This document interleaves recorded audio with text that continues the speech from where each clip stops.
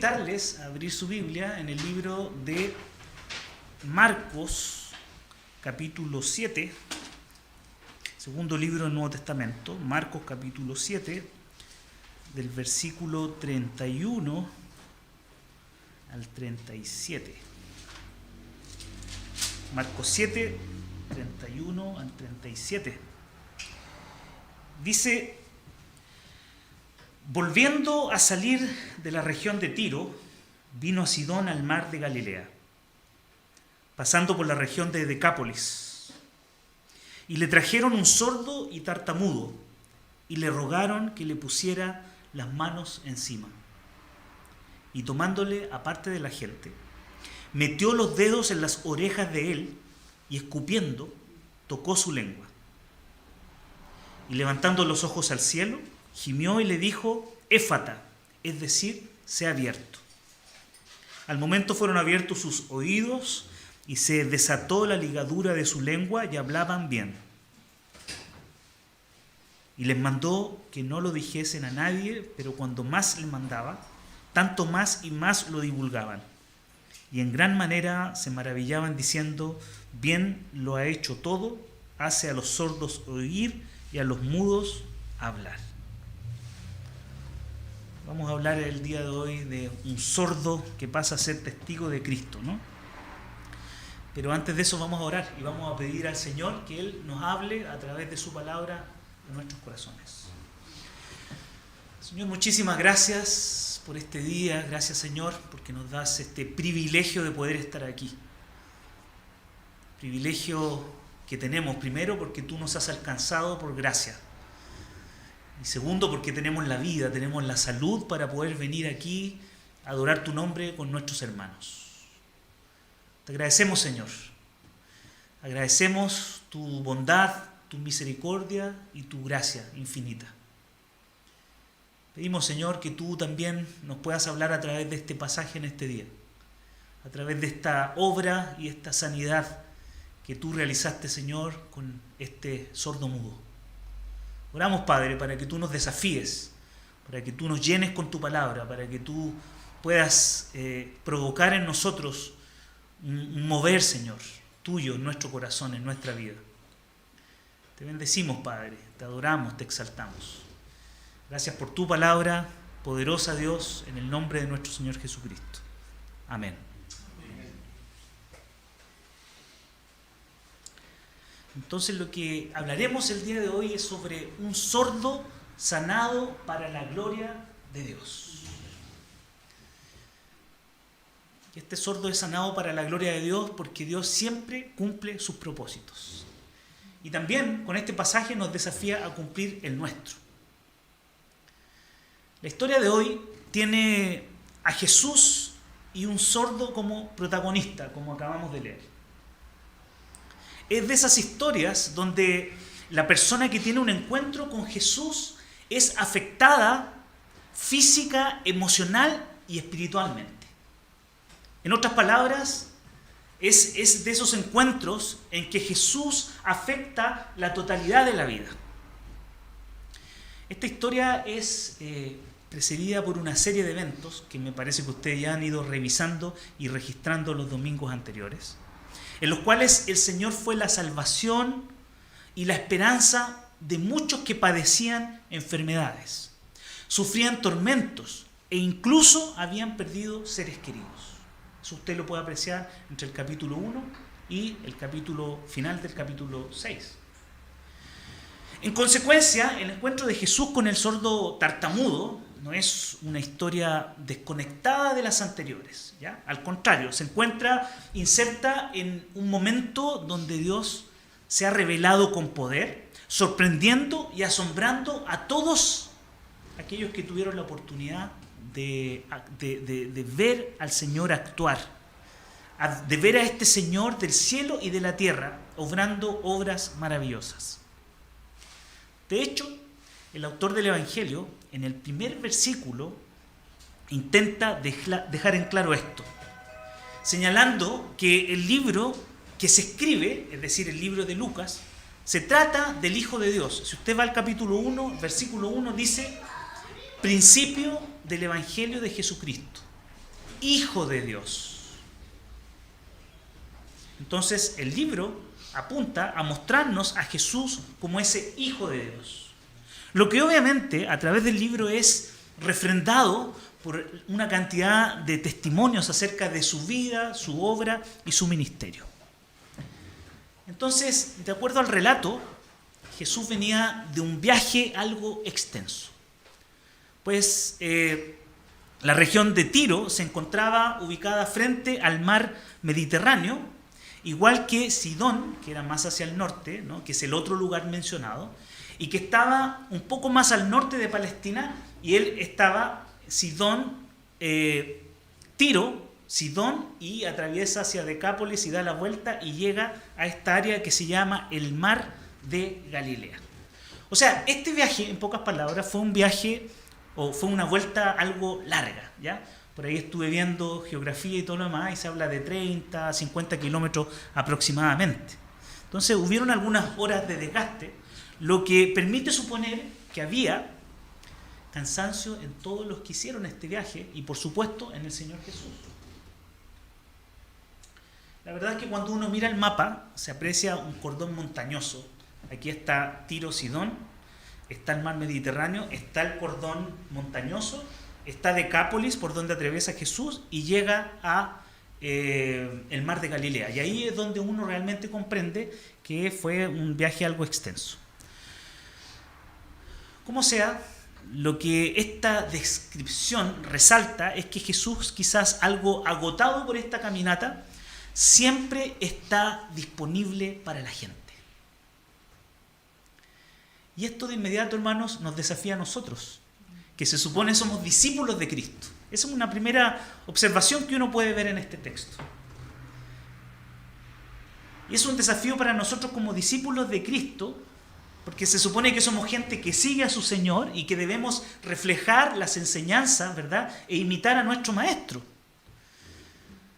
Ahora, pensando en nuestra vida cotidiana, ¿cuántos de los que estamos aquí presentes podríamos afirmar, después de una jornada extenuante de trabajo, de esos días largos que no acaban nunca, que estamos disponibles para atender o para amar a las personas? Es difícil, ¿verdad? Personalmente, teniendo una responsabilidad en la dirección de un seminario, al cual, entre paréntesis, todos ustedes están invitados, aprovecho a hacer la propaganda. Cierre paréntesis, porque no se trata de propaganda esto, pero están invitados. Pero han sido semanas bien pesadas, ¿no?, agotadoras. En el tema educacional normalmente hay como temporadas bajas, medias y altas. Ya estamos en la temporada alta. En marzo comienzan las clases y hay un montón de cosas que hay que atender, ¿no? Profesores, postulantes, materias, contenidos, en fin. Pero ha sido realmente agotador y mi cuerpo ya parece no tener la misma energía. Por lo tanto, si me hago esta pregunta a mí mismo, sería realmente complicado, sin ser algo hipócrita, decir que estoy disponible para la gente en cualquier momento. Pero mi problema todavía es mayor porque resulta que estoy camino al pastorado y dicen que el pastor tiene que estar disponible siempre, ¿no?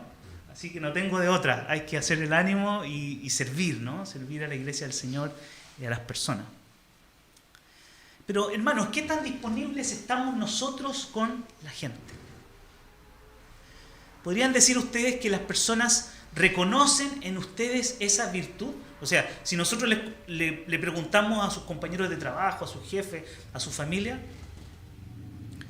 ¿hasta dónde? ¿Hasta dónde estás dispuesto a seguir los pasos de Cristo cuando el cansancio ya se ha apoderado de ti?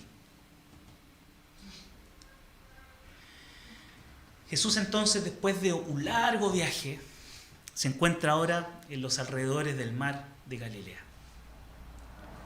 Mar que más bien es un lago, ¿ya?, que fue bautizado como el mar de Galilea.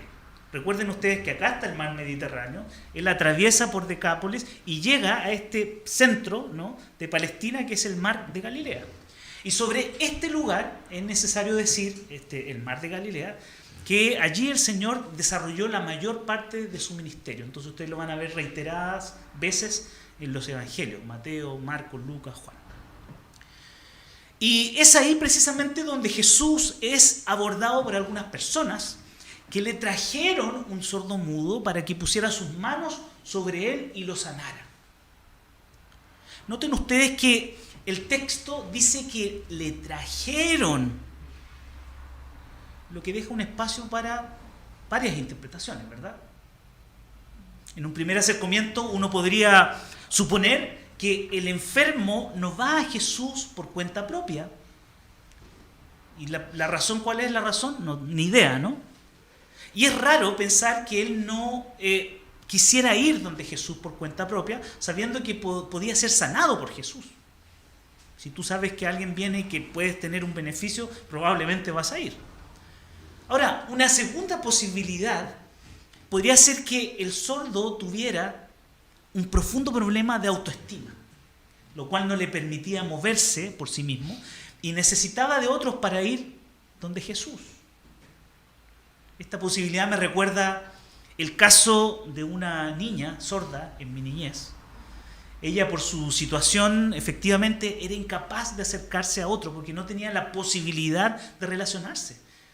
Yo no sé cuántos de ustedes se les ha tapado el oído nada más. A mí se me tapó alguna vez y se me tapó el otro. O sea, produje tanto que quedé sordo, efectivamente, por un rato.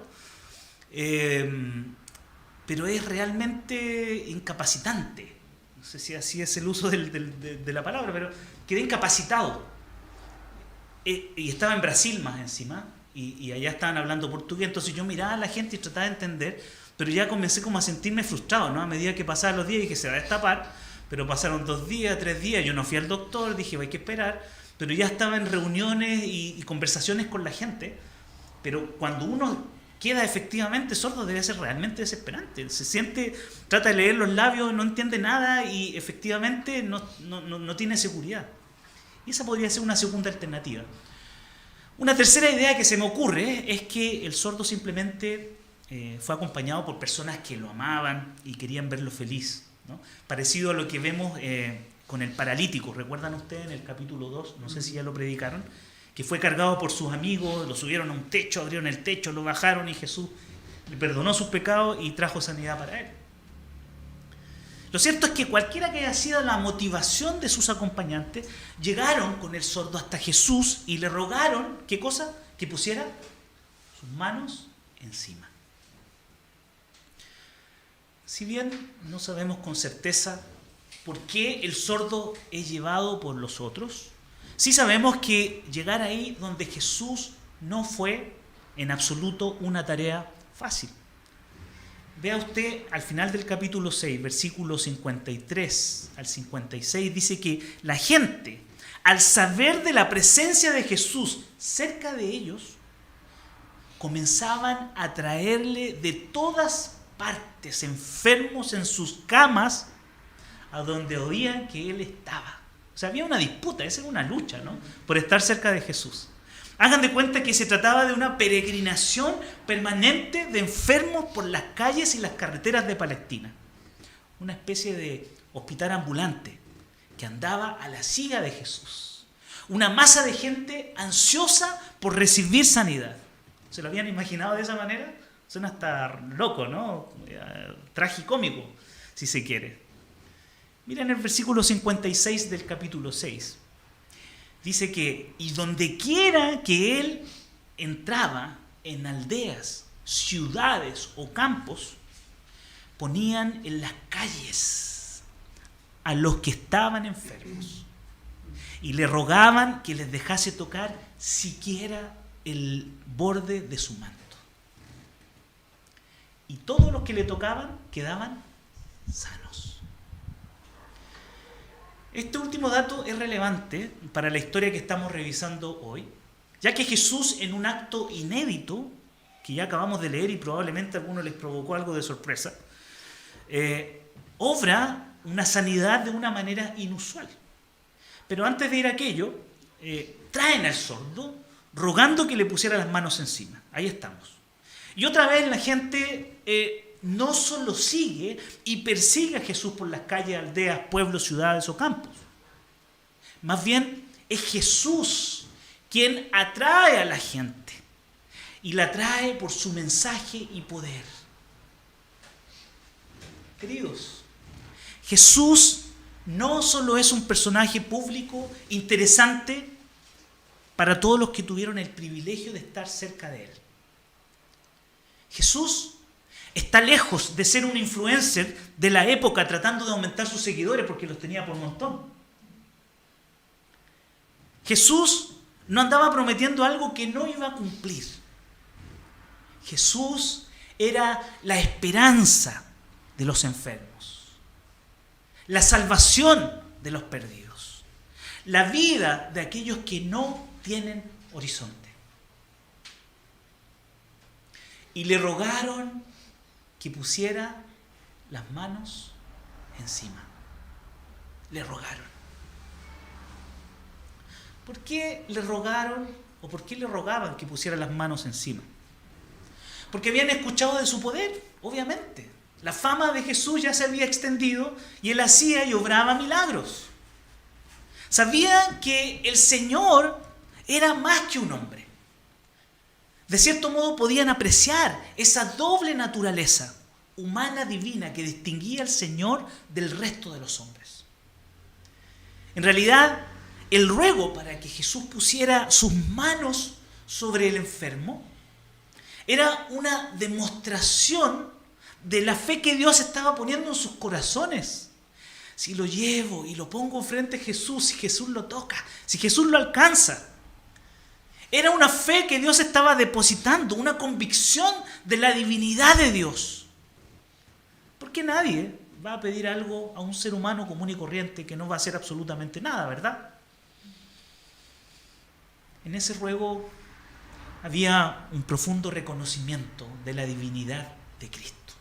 Un deseo sincero de ver a Dios obrar sobrenaturalmente como en muchas otras oportunidades, como lo había hecho muchas veces. Había una esperanza genuina de ver la mano de Dios, devolviéndole la alegría a un sordomudo deprimido por su enfermedad. ¿Qué aconteció entonces? Dice que Jesús tomó al sordo y poniéndolo aparte de la gente, metió los dedos en las orejas de él, y escupiendo tocó su lengua y levantando los ojos al cielo, gimió y le dijo éfata, es decir, sé abierto. Al momento, o sea, así, fueron abiertos sus oídos y se desató la ligadura de su lengua y hablaba bien. Tremendo, ¿no? Es inevitable no detenerse aquí un momento para revisar esta parte de la historia, ya que para nadie es una sorpresa que Jesús predicaba y sanaba a las personas cumpliendo, ¿verdad?, el propósito por el cual había venido a esta tierra. Ese era su propósito, predicar y traer esperanza a las personas. Porque no debemos olvidar, queridos, que su predicación, milagro, muerte, resurrección y ascensión eran parte de lo que se había propuesto hacer desde la eternidad. Recordemos nada más aquella lectura que el Señor Jesús hizo en la sinagoga, aquel día que le pasaron el rollo, cuando dijo: el Espíritu del Señor está sobre mí, por cuanto me ha ungido para dar buenas nuevas a los pobres, me ha enviado a sanar a los quebrantados de corazón, a pregonar libertad a los cautivos y vista a los ciegos, a poner en libertad a los oprimidos, a predicar el año agradable del Señor. Y dice, y enrollando el libro, lo dio al ministro y se sentó, y los ojos de todos en la sinagoga estaban fijos en él. Y comenzó a decirles, como la guinda de la torta: hoy se ha cumplido esta escritura delante de vosotros. Yo soy el que ustedes esperaban. Yo soy el Salvador. Yo soy Dios. Yo soy el sanador. Permítanme volver a la historia. Es interesante notar que, a diferencia de otros casos, Jesús toma al sordo y lo lleva a un lugar aparte. Así dice el texto. Entre paréntesis, me habían dicho que la versión era 1960 revisada, la anduve buscando, nunca la encontré, así que por eso estoy usando Reina Valera 1960 tradicional, ¿ya? Pero lo lleva a un lugar aparte, y tal vez porque la forma de obrar el milagro sería diferente. Y tiene mucho sentido que el Señor Jesucristo haya tomado esas precauciones, porque siempre era observado y porque la forma que usó podía ser malentendida o malinterpretada por algún grupo de aquellos observadores que andaban por ahí. Siempre hay críticos, ¿no? ¿Qué es eso de meter los dedos en la oreja, ¿no? Y poner saliva en la lengua de otra persona para terminar exclamando, mirando al cielo, una palabra rara, ¿no? Extraña. Es una pregunta válida, ahí está en el texto y tenemos que hacerla. A lo menos podríamos estar de acuerdo, yo creo que todos nosotros, de que se trata de una situación bastante curiosa, ¿no? Es más, estoy seguro que si nosotros hubiésemos estado allí, estaríamos mirándonos todo así como algo sorprendidos, ¿no? Está loco esto, está muy raro, ¿no? Diciendo, tal vez se trata esto de alguna ceremonia mística. Y es que una situación de este tipo fácilmente podría confundirse con alguna práctica religiosa pagana, no cristiana o mágica incluso. ¿No creen? Sí. O sea, el relato es raro. Pero el autor de Marcos no tiene problema en dejar registro de este hecho tal cual como fue. Y si está ahí, es porque aconteció. Y aconteció a la manera de Dios. Manera para quienes estamos a 2000 años de distancia puede parecer extraña, ¿sí? Pero no debemos olvidar que Jesús, siendo Hijo de Dios, el Dios encarnado, el Dios todopoderoso, no está condicionado por nadie ni por nada para llevar adelante su misión y hacer como bien le plazca. En consecuencia, es libre para calmar la tormenta reprendiendo los vientos y el mar.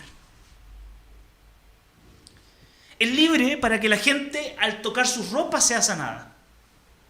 Es libre para multiplicar los panes y los peces y dar de comer a una multitud hambrienta. Para levantar al muerto después de 4 días de putrefacción. Para regresar la vista a un ciego poniendo saliva también, ¿no? En sus ojos. Barro, saliva. Para sanar un cojo y para devolver la capacidad de escuchar a un sordomudo. Juan Calvino, en su comentario a este versículo, dice que la imposición de manos habría sido de por sí suficientemente eficaz. E incluso, sin mover un dedo, podría haberlo logrado con un solo acto de su voluntad. Pero es evidente que hizo abundante uso de signos externos cuando le parecieron ventajosos. Así, al tocar la lengua con saliva, pretendía señalar que la facultad del habla la comunicaba solo él. Y al meter los dedos en los oídos, mostraba que pertenecía a su oficio perforar los oídos de los sordos. El poder no estaba en las cosas, el poder no estaba en la salida, el poder no estaba en su ropa.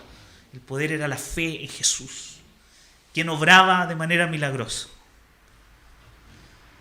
Ahora bien, una vez que Jesús ejecuta estos actos, levantando los ojos al cielo, gimió y dijo, éfata, es decir, sé abierto. Sobre éfata podríamos afirmar que no se trata de una palabra mágica, pues si vamos al estudio de la palabra, encontramos que es un concepto que viene del arameo, lengua que todavía se hablaba en aquellas regiones, y significa lo mismo que el texto está exponiendo ahí, y que luego confirma. Dice, sé abierto, éfata, sé abierto. ¿Y qué es lo que acontece inmediatamente después? Fueron abiertos sus oídos y se desató la ligadura de su lengua y hablaba bien. En otras palabras, éfata para nosotros podría estar más cercano a escucha o sé libre, liberado, ¿no? ¿Por qué? Porque no solamente sus oídos fueron abiertos, sino también su lengua fue desatada. O sea, fundó en uno, en realidad. Un milagro de 2 en 1. Queridos, este es el corazón del pasaje. porque más allá de los detalles que hemos visto y que rodean la escena, observamos esa obra portentosa del Señor logrando devolver la capacidad auditiva a esta persona y regresándole la posibilidad de comunicarse con los demás. El Señor Jesús tiene poder. Poder para abrir los oídos de los sordos y desatar la lengua de los que no consiguen hablar. Ahora, llevando esto a un plano espiritual, si nosotros observamos este milagro de manera particular, lograríamos capturar solo un pedazo de la historia. Porque la verdad es que la sanidad del sordo mudo se encuentra en un contexto mucho más amplio. Pues fue el profeta Isaías quien anticipó la obra de Cristo y comenzó a celebrar nuestra victoria con la victoria de Dios sobre los padecimientos que tendría esa gente allá y que tenemos en la vida presente. Isaías capítulo 35, versículos 5 y 6, dice: entonces, cientos de años antes de Cristo, entonces los ojos de los ciegos serán abiertos y los oídos de los sordos se abrirán. Entonces el cojo saltará como un ciervo y cantará a la lengua del mudo, porque aguas serán cavadas en el desierto y torrentes en la soledad. En realidad, era en ese momento que se estaba cumpliendo la profecía. La promesa del que había de venir con la misión de restaurar la vida y las vidas de las personas, enfrentando las consecuencias del pecado. Porque recuerden que una vez que pecamos en el huerto del Edén, nuestras vidas conocieron la desgracia. Esa de haber desobedecido las palabras de Dios cuando estábamos escuchando, interrumpieron nuestra relación con Él, con nuestro prójimo y la creación. En ese sentido, todas nuestras facultades fueron perturbadas. Por eso estamos en estas condiciones, con problemas personales, con pecado, con maldad, con corrupción, con depresión y con los mil males, ¿verdad? Producto de la caída de nuestra desobediencia a Dios. Todos de algún modo éramos sordos y mudos. Bueno, y sin exagerar un poco más, acabamos de leer en Colosenses capítulo 2. Dice la palabra que nosotros estábamos muertos en nuestros delitos y pecados. Muertos. O sea, ni siquiera ni sordos ni mudos. Estábamos peor que el sordo mudo. No obstante, en esa situación Cristo vino a nuestro encuentro y nos regresó los sentidos perdidos para que podamos escucharlo y responderle a Él. Hasta cierto punto este evento es análogo a lo que como seres humanos continuamos viviendo. Uno de los comentarios que consulté alude a la última parte del pasaje, señalando que Jesús hace un nuevo intento por mantener uno de los milagros en silencio, dando la orden de no contar a nadie lo sucedido. Eso es lo que dice en los últimos versículos. Y les mandó que no dijesen a nadie, pero cuanto más les mandaba, tanto más y más lo divulgaban. Eran como pecadores porfiados, ¿no? Desobedientes. Y en gran manera se maravillaban diciendo: bien lo ha hecho todo. Hace a los sordos oír y a los mudos hablar. En definitiva, queridos, la presencia del reino de Dios, hecha evidente en acciones poderosas en la gente, no puede ser silenciada. La palabra del Señor dice también en Hechos capítulo 4:20, dice que no podemos, los discípulos decían, ¿no?, cuando fueron presos, no podemos dejar de decir lo que hemos, ¿qué?, visto y oído. Es que un encuentro con Jesús es imposible. Es claro que no solo la lengua del tartamudo ha sido liberada, sino también la gente que ha presenciado el milagro. Marcos describe su reacción como de asombro desmedido. La gente está asombrada, está espantada, está vuelta loca. Probablemente porque son conscientes de que lo que han presenciado es evidencia de las promesas de Dios cumpliéndose en medio de ellos. No hay otra ocasión en Marcos donde se describa la respuesta de la gente con tanta intensidad. Hermanos, este pasaje tiene muchas enseñanzas, pero me gustaría invitarles a meditar en algunas de ellas. Probablemente hay alguna que usted quiera tomar. Me parece que nosotros vemos acá, en este sordo sanado para la gloria de Dios, el amor de Dios a través, ¿verdad?, de su obra sanadora. Y vemos ese amor expresado en un sentido sacrificial, amoroso y público. Y permítanme cerrar con esto. Este pasaje nos invita a meditar en estas cosas. Al principio destacamos que Jesús estaba caminando. Jesús se levantaba muy temprano, se acostaba muy tarde, caminaba, iba por un pueblo, por otro, porque a eso había venido, predicaba, sanaba gente. Imagínense, ¿no?, la cantidad de trabajo que tuvo, impresionante. Pero lo hizo de manera sacrificial. Y no solamente hizo el recorrido de Tiro a Sidón, de Sidón pasando por Decápolis, llegando hasta el mar de Galilea. Jesucristo fue hasta la cruz, se entregó por completo, entregó su vida, y no solamente su vida, entregó su sangre por amor, para perdonar nuestros pecados, para limpiarnos de toda maldad, para darnos una nueva vida, una vida eterna. Amén. Él nos invita a vivir, a imitarle, a ser como Él. Llama a un vecino, un familiar, 12 de la noche. Pues hay que ir, hay que atender. Un cristiano no puede quedarse en su casa. Me dijeron: Cristian, tienes que ir a visitar una persona que no era ni de la iglesia, era un familiar de la persona de la iglesia, porque está en el hospital y pidieron oración. Llamé a las 4, llamé a las 6, no me pude poner de acuerdo, dije, bueno, ya va para mañana. A las 8 de la noche me llaman y me dicen, está disponible. La verdad, yo no estaba, mi esposa no estaba en Chile, estaba en México con su familia, estaba yo solo con los niños, tengo 3. Y la verdad, a esa altura yo dije, no, ya para mañana, ¿no? Pero después dije, no, yo no sé cómo está esta persona, tengo que ir. 9 de la noche estuve en el hospital.